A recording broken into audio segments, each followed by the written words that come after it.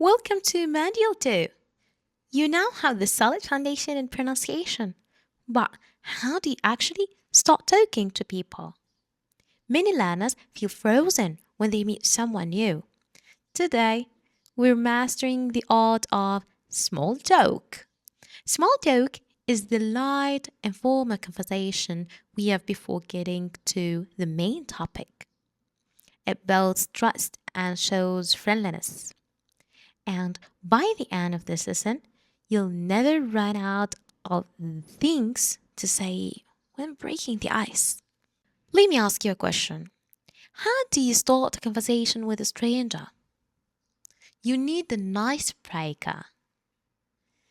And it's the fastest topics are the situation you are both in, the environment, or a simple compliment. Here are three foolproof ways to break the ice. Number one, comment on the environment. It's really packed here today, isn't it? Or have you tried the coffee here? It's amazing. Number two, give a genuine compliment. I love your jacket. Where did you get it? Wow, I like your shoes. Okay. Number three, ask simple, open question.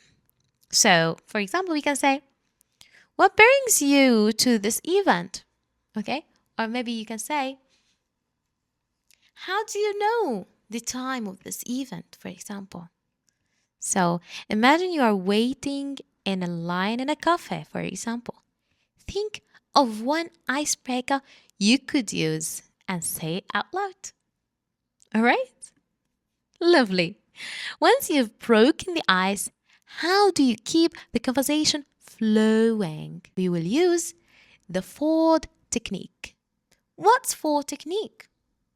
I can assume that you have never heard about it before. Ford actually it's a brief word for F for family, O for occupation, R for recreation, and D for dreams. These are universally safe and engaging topics. F for family. So you can just open a topic about their families. Do you have any family around here? Or how are the kids doing in your family? All right. O for occupation. So we can say, what do you do for a living? Or how long have you been working in marketing? Lovely questions to just break the ice. R for recreation. We can say, what do you like to do for fun? Lovely question. Or have you seen any good movies lately? All right, you got it? Nice. D for dreams. Can you guess? We can say, for example, if we're talking about future planning, do you have any trips planned for the summer?